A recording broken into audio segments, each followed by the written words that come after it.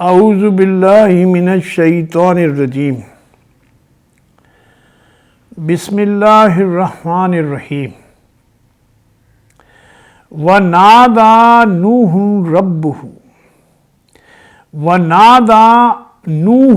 رَبَّهُ فَقَالَ رَبِّ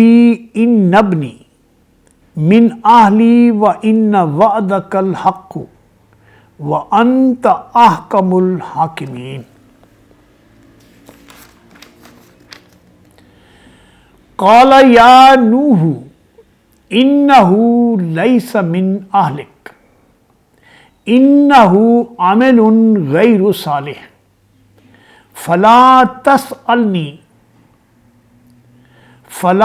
تسألنی ما لیس لک بہ علم انی اعظک ان تکون من الجاہلین۔ قال ربی انی اعوذ بک ان اسألک ما لیس لی بہ علم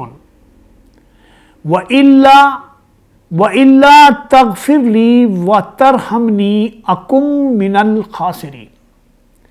قیل یا نوح اہبط بسلام منا وبراکۃ علیک وعلی ممن معک وامم سنمتعہم ثم یمسہم منا عذاب علیم۔ شروع اللہ کے بابرکت نام سے جو بڑا ہی مہربان اور نہایت رحم فرمانے والا ہے۔ نوح نے اپنے رب کو پکارا، کہا اے میرے رب، میرا بیٹا میرے گھر والوں میں سے ہے اور تیرا وعدہ سچا ہے اور تو سب حاکموں سے بڑا اور بہتر حاکم ہے۔ جواب میں ارشاد ہوا، اے نوح، وہ تیرے گھر والوں میں سے نہیں ہے، وہ ایک بگڑا ہوا کام ہے، لہذا تو اس بات کی مجھ سے درخواست نہ کر جس کی حقیقت کو تو نہیں جانتا۔ میں تجھ کو نصیحت کرتا ہوں کہ اپنے آپ کو جاہلوں کی طرح نہ بنا لو۔ نوح نے فوراً عرض کیا، اے میرے رب، میں تیری پناہ مانگتا ہوں وہ چیز تجھ سے مانگوں جس کا مجھے علم نہیں۔ اگر تو نے مجھے معاف نہ کیا اور رحم نہ فرمایا تو میں برباد ہو جاؤں گا۔ حکم ہوا، اے نوح، اتر جا، ہماری طرف سے سلامتی اور برکتیں ہیں تجھ پر اور ان تمام گروہوں پر جو تیرے ساتھ ہیں، اور کچھ گروہ ایسے بھی ہیں جن کو ہم کچھ مدت کے لیے سامان زندگی بخشیں گے، پھر انہیں ہماری طرف سے دردناک عذاب پہنچے گا۔ ناظرین، اسلام ایٹ کراس روڈ کے سلسلے میں سورہ ہود کے چوتھے رکوع کی آیات 45 سے 48 تک آپ کے سامنے اردو ترجمے کے ساتھ پیش کی۔ اس میں بیان یہ ہو رہا ہے کہ جب نوح علیہ السلام کشتی میں بیٹھ کر جانے لگے اور انہوں نے اپنے بیٹے کو پکارا اور بیٹے نے ان کے ساتھ کشتی میں آنے سے انکار کر دیا، کیونکہ وہ اپنے عقیدے، آباء و اجداد کے عقیدے کے اوپر، اپنی قوم کے عقیدے کے اوپر قائم تھا اور وہ اللہ کے نبی نوح علیہ السلام کی دعوت کو نہیں مانتا تھا۔ نوح علیہ السلام نے جب دیکھا کہ بیٹا ڈوب رہا ہے تو وہ پکار اٹھے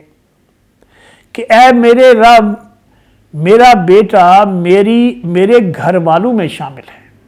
تو اللہ نے جواب دیا کہ نوح، تمہارا بیٹا تمہارے گھر والوں میں نہیں ہے، کیونکہ وہ ایک بگڑا ہوا کیس ہے، اور وہ گمراہی میں مبتلا انسان ہے، وہ اللہ کا باغی ہے، وہ سرکش ہے، وہ قوم کے ساتھ ہے جو قوم اللہ کے ساتھ ظلم کرتی ہے، اللہ کے ساتھ شرک کرتی ہے۔ اللہ کے راستے کے بجائے شیطان کے راستے کو انہوں نے منتخب کیا ہے، اب آپ کے ساتھ ان کا کوئی رشتہ نہیں ہے۔ معلوم ہوا کہ کوئی پیغمبر بھی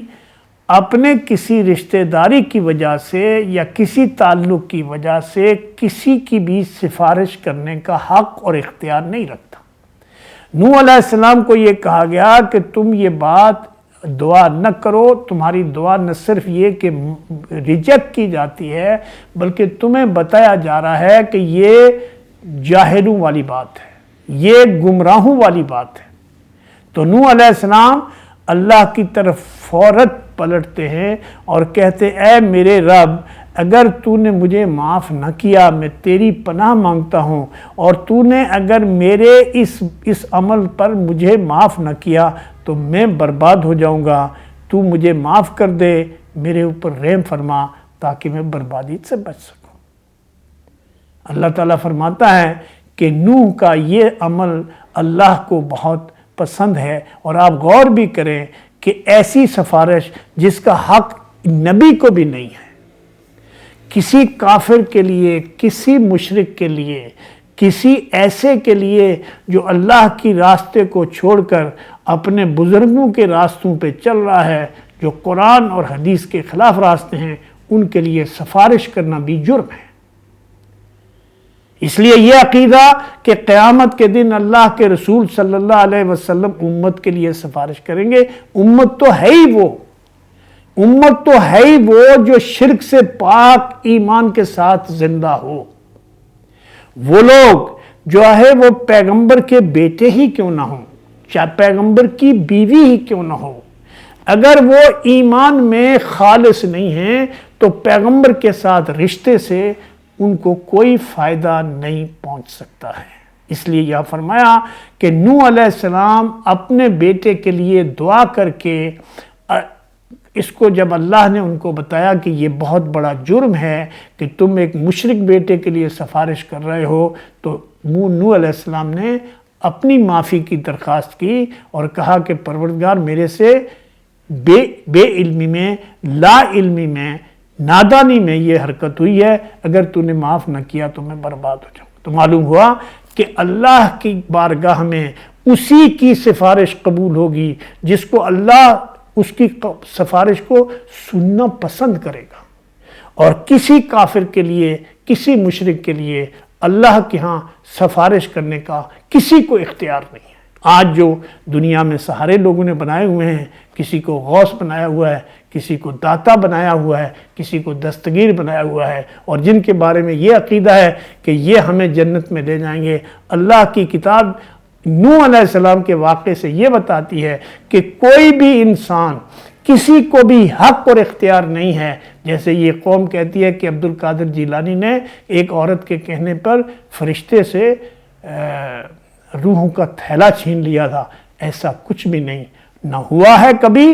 نہ کبھی ہو سکتا ہے، اللہ کے قانون کے خلاف ہے۔ اس لیے فرمایا اے نوح، تمہارے لیے برکتیں ہیں، تمہارے لیے سلامتی ہے، اور تمہاری امت میں اور ان گروہ میں جو تیرے بعد پیدا ہوں گے ان کو سامان زندگی ہم خوب دیں گے تاکہ ان کو بھی آزمایا جائے، لیکن اگر وہ گمراہی کے راستے پہ جائیں گے تو پھر ان کے لیے بھی دنیا میں بھی عذاب ہے۔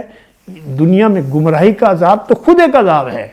اور اس عذاب کے بعد ایک بڑا عذاب ہے جو پکار رہا ہے، جو سر پہ منڈلا رہا ہے، اور اس سے بچنے کا صرف ایک ہی طریقہ ہے، صرف اور صرف ایک طریقہ ہے میری قوم کے لوگوں، اور وہ یہ ہے کہ ایمان کو خالص کیا جائے، اپنے رب کی طرف پلٹا جائے، اپنے رب کے ساتھ اپنے رشتے کو مضبوط کیا جائے، اسی طرح سے جس طرح سے نبی صلی اللہ علیہ وسلم نے جس طریقے سے اپنے رب کو اپنے پکارا، عبادت کی، اور جو رب کو پکارنے کا اور رب کی بندگی کرنے کا طریقہ سکھایا۔ اس کے علاوہ ہر طریقہ باطل ہے اور ہر نظریہ جھوٹا ہے، اس سے کسی کو کچھ بھی نہیں ملنے والا۔ اقول قولی ھذا استغفر اللہ لی ولکم وسائر المؤمنین۔